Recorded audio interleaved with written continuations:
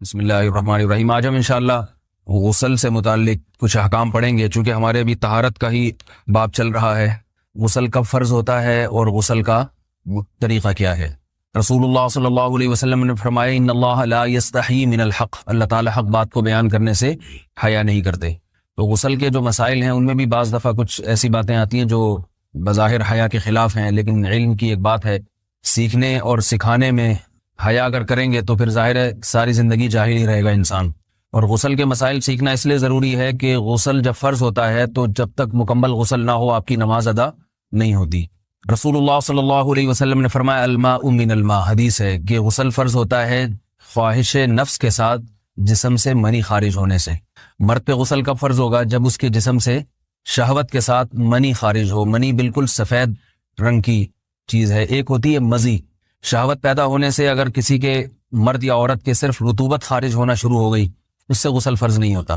جب تک مکمل شہوت پوری نہیں ہو جاتی اور مادہ منویہ خارج نہیں ہو جاتا، چاہے احتلام کی صورت میں ہو یا کسی بھی طرح سے ہو۔ مردوں کے ساتھ چونکہ یہ بہت زیادہ ہوتا ہے، نائٹ فال کی صورت میں مردوں پر غسل کی یہ صورت بہت زیادہ فرض ہوتی ہے۔ جیسے ہی بلوغت ہوتی ہے تو احتلام شروع ہو جاتا ہے، ہفتے میں 1 دفعہ 2 دفعہ 3 دفعہ، بعض نوجوانوں کو روزانہ بھی 2 دفعہ ہوتا ہے، جبکہ خواتین میں یہ والے غسل کی صورت بہت ہی کم ہوتی ہے کہ ان کو نائٹ فال ہو یا اس طرح سے غسل فرض ہو۔ ہزاروں میں کسی ایک عورت کے ساتھ ایسا ہوتا ہے۔ ایک صورت تو یہ ہے غسل فرض ہونے کی۔ دوسری صورت کیا ہے کہ جب انسان اپنی زوجہ کے ساتھ ملاپ کرے اور انٹرکورس ہو جائے، چاہے اس صورت میں ڈسچارج دونوں میں سے کوئی ہو یا نہ ہو، لیکن دونوں پہ غسل فرض ہو جائے گا، مرد پہ بھی اور عورت پہ بھی۔ یہ تو مردوں کے غسل کے فرض ہونے کا ہے۔ مردوں کے غسل میں ایک چیز یہ بھی ہے کہ اگر آپ نے رات کو نیند کی اور صبح آپ اٹھے اور آپ نے کپڑوں پہ نشان دیکھا، اب آپ کو یہ پتہ نہیں چل رہا کہ یہ منی کا نشان ہے یا مزی کا ہے، تو بھی آپ پر غسل کرنا فرض ہے۔ یہی سمجھا جائے گا کہ یہ آپ خواب میں ڈسچارج ہوئے ہیں۔ عورت پر جو غسل فرض ہوتا ہے ایک اور صورت میں ہوتا ہے کہ جب خواتین کو ایام آنا بند ہو جاتے ہیں، حیض یا نفاس سے جب پاک ہو جائیں تو بھی ان پہ غسل فرض ہے۔ یہ تو غسل کی فرضیت سے متعلق احکام تھے۔ کچھ چیزیں ایسی ہیں جن میں غسل سنت ہے، فرض نہیں ہے۔ جمعہ کے دن غسل کرنا رسول اللہ صلی اللہ علیہ وسلم نے بہت زیادہ تاکید کی ہے۔ سنت کی 2 قسمیں ہیں، سنت مؤکدہ اور سنت غیر مؤکدہ۔ مؤکدہ وہ ہوتی ہیں کہ جن کو چھوڑنے کا اگر کوئی معمول بنا لے تو گناہ کا خطرہ ہے اور ایسا شخص قابل ملامت ہے، اسے شریعت ملامت کرتی ہے، برا بھلا کہتی ہے۔ تو غسل سنت مؤکدہ ہے، ہفتے میں 1 مرتبہ، چاہے جمعے کے دن ہو یا کسی بھی دن ہو۔ جو مسلمان ہفتے میں 1 دفعہ بھی نہیں نہاتا، وہ کتنا ہی نیٹ کلین ہو، مگر شریعت کی نظر میں وہ قابل ملامت ہے، اسے تانے دینے چاہیے کہ شرم نہیں آتی ہو مسلمان مگر رہتے ہو بھنگیوں اور چماروں کی طرح۔ ملامت تو اسی کو کہتے ہیں نا۔ اس کی دلیل رسول اللہ صلی اللہ علیہ وسلم نے فرمایا، صحیح حدیث ہے، حق علی کل مسلم ان یغتسل کل اسبوع مرۃ، کہ ہر مسلمان پر لازم ہے کہ وہ ہفتے میں کم از کم 1 مرتبہ غسل کرے۔ ہر مسلمان پر لازم ہے، چاہے اس پہ غسل فرض نہ بھی ہو۔ اور کس دن بہتر ہے؟ جمعہ کے دن۔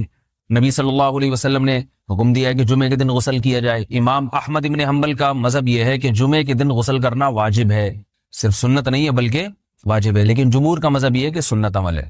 غیر مسلم جب اسلام قبول کرتا ہے تو اس وقت بھی اس کے لیے غسل کرنا سنت ہے۔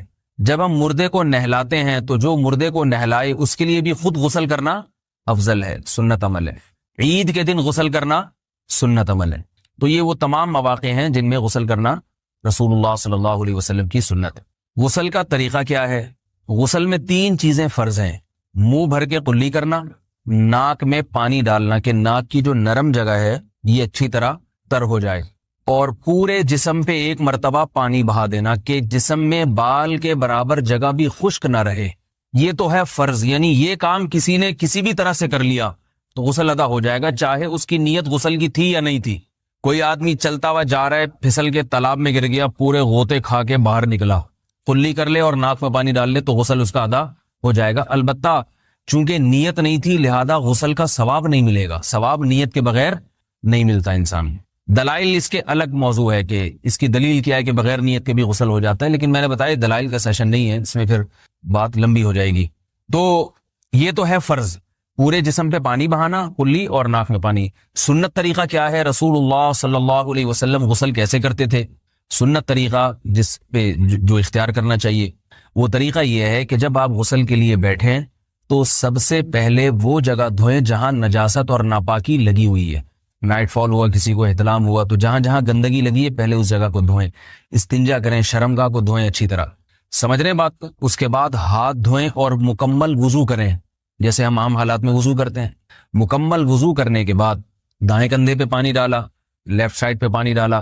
پہلے زمانے میں تو چلو سے غسل ہوتا تھا، ہاتھ دھو لیے تو اب چلو سے پانی لے کے یہاں ڈالا جا رہا ہے، چلو سے پانی لے کے یہاں ڈالا جا رہا ہے، پورے جسم پہ ملا جا رہا ہے، اور چلو سے پانی لے کے 3 دفعہ سر پہ ڈالا جا رہا ہے. تو آج کل چلو الو تو ہے نہیں، شاور کے نیچے جا کے کھڑے ہو جاتے ہیں.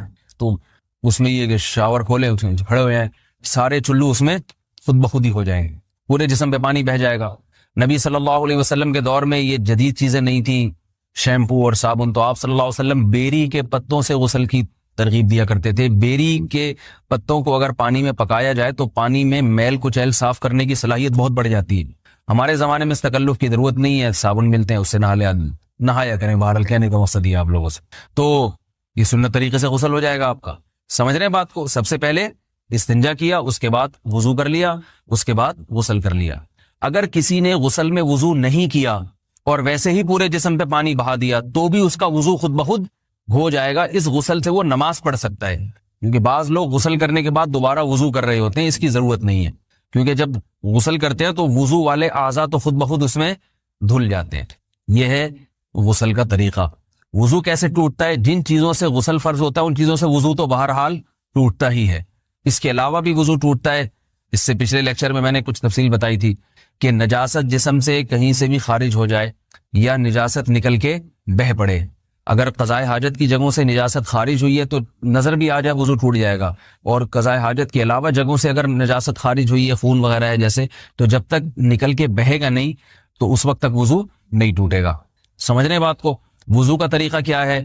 سب سے پہلے دونوں ہاتھوں کو دھویا جائے، 3 دفعہ کلی کی جائے، مسواک کی جائے، 3 دفعہ ناک میں پانی ڈالا جائے. پھر پورے چہرے کو، پیشانی یہ جو ہے جہاں سے پیشانی ہماری شروع ہو رہی ہے اور تھوڑی کے نیچے، تھوڑی جہاں ختم ہو رہی ہے، اور ایک کان کی لو سے دوسرے کان کی لو تک 4 اعضاء ہیں وضو میں دھونا فرض ہیں. 1 چہرہ، نمبر 2 بازو، نمبر 3 سر کا مسا، چوتھا ہی سر، اور نمبر 4 پاؤں کو دھونا. اس کی دلیل قرآن مجید کی مشہور آیت ہے فَاغْسِلُوا وُجُوهَكُمْ وَأَيْدِيَكُمْ إِلَى الْمَرَافِقِ. اللہ فرماتے ہیں ایمان والو جب نماز کا ارادہ ہو تو اپنے چہروں کو اور اپنے ہاتھوں کو دھو، سر کا مسا کرو اور پاؤں کو ٹخنوں سمیت دھو. دھونے کا حکم ہے قرآن مجید میں. البتہ سر کے بارے میں یہ نہیں آئے پورے سر کا مسا کرو، بلکہ آ رہا ہے وَامْسَحُوا بِرُؤُوسِكُمْ. با کا لفظ ہے، با آتی ہے تبعیض کے لیے کہ سر کے بعض حصے کا مسا. اب بعض حصے کا قرآن حدیث میں کہیں تذکرہ نہیں ہے، تو اس میں فقہاء کرام کے اجتہادات ہیں. امام شافعی فرماتے ہیں تھوڑا سا بھی ٹچ کر لیا سر کو ہو جائے گا. امام ابو حنیفہ فرماتے ہیں نہیں، کم از کم 1/4 کا ہونا ضروری ہے. سب کے اپنے اپنے دلائل ہیں، ان دلائل میں نہیں جاتا. فقہ حنفی کو جو فالو کرنے والے ہیں تو ان کو چاہیے کم از کم 1/4 سر کا مسا، یہ فرض ہونے کے لیے ضروری. مگر سنت کیا ہے؟ پورے سر کا مسا. نبی صلی اللہ علیہ وسلم دونوں ہاتھوں کو بھگو کے پورے سر کا مسا کرتے تھے ایسے. سمجھ رہے بات کو؟ اور مسا کے جو یہ ٹیکنیکل طریقے ہیں کہ آپ یوں پہلے انگلی بنائیں، پھر یوں لے کر جائیں، پھر یوں گھما کے لائیں، پھر یوں، یہ ٹیکنیکل طریقے حدیث سے ثابت نہیں. مسا کا طریقہ کیا ہے؟ بھیگا ہوا ہاتھ لے کے ایسے پورے سر کو ہو گیا. پھر حدیث میں یہ بھی ہے کہ یوں لے جاؤ اور یہ بھی ہے کہ واپس بھی لے کر آؤ، دونوں طرح سے ثابت. تو ایسے بھی کر سکتے ہیں کہ یوں لے جائیں، اور ایسے بھی کر سکتے ہیں لے کے جائیں اور پھر واپس بھی لے آئیں. دونوں طریقے جائز ہیں، لیکن کم از کم سنت اتنی ہے کہ پورے سر کا مسا ہونا چاہیے. بعض لوگوں کو شو مارنے کا شوق ہوتا ہے، اگر وہ واپس لائیں تو بال ان کے خراب ہو جاتے ہیں، کہتے ہیں یار یہ پھر مسئلہ خراب ہو جائے گا. تو پھر ایسے لوگ صرف یوں ہی لے جائیں کافی ہے. افضل تو یہ کہ یوں بھی لے جائیں، یوں بھی لے جائیں، دونوں طرح سے صحیح ہے. بہرحال دونوں حدیث سے ثابت ہیں. سمجھ رہے بات کو؟ اور یہاں ایک اہم مسئلہ بتا دوں، قرآن مجید نے پاؤں کو دھونے کا حکم دیا ہے، پاؤں پہ مسا کرنے کا حکم نہیں دیا. اور حدیث میں خفین پر مسا کرنے کا حکم ہے. تو قرآن اور حدیث کو فقہا نے جمع کیا ہے. لہذا وہ موزے جن میں آسانی سے پاؤں دھوئے جا سکتے ہیں ان میں چاروں ائمہ کے نزدیک پاؤں پہ مسا کرنا جائز نہیں.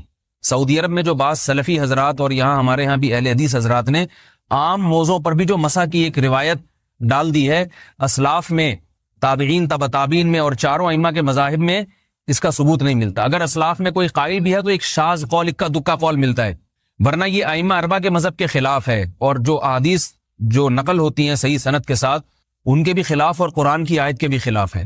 اس لیے کسی نے عام ساکس پہ اگر مسا کر لیا، جو عام طور پہ آفس پہن کے جاتے ہیں لوگ، اس میں تو پاؤں، آپ اگر ساکس کو پانی کے نیچے رکھیں پورا پاؤں دھل جائے گا آرام سے.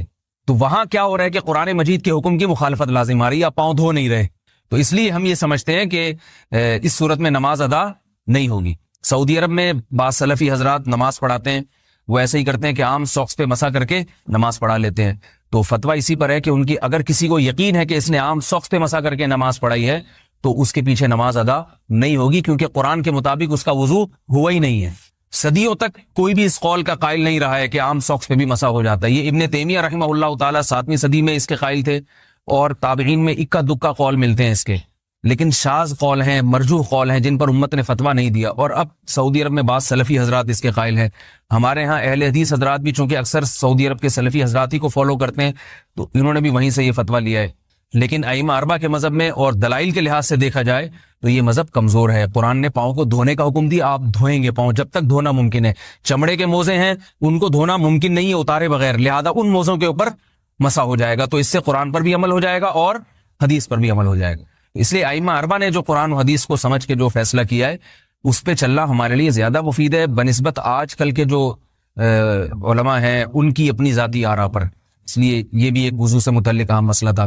سمجھ رہے ہیں؟ باقی تو ماشاءاللہ وضو کرنا سب کو آتا ہی ہے. اور وضو کے بعد دعا کیا ہے؟ کلمہ شہادت، اشہد ان لا الہ الا اللہ وحدہ لا شریک لہ اشہد ان محمدا عبدہ ورسولہ اللہم اجعلنی من التوابین واجعلنی من المتطہرین. اے اللہ تو مجھے بار بار توبہ کرنے والوں میں شامل کر دے اور بار بار پاکیزہ رہنے والوں میں شامل کر دے. توبہ اس لیے کہ میں نے ظاہری طہارت تو حاصل کر لی، مجھے روحانی طہارت بھی عطا کر دے. اگر میں نے گناہ کی ہوں تو مجھے ان سے بھی توبہ کی توفیق عطا فرما لے، تاکہ اس لحاظ سے بھی میرا وضو ہو جائے، اس لحاظ سے بھی میں پاک ہو جاؤں. سبحانک اللہم و بحمدک، نشہد ان لا الہ الا انت، نستغفرک و نتوب الیک.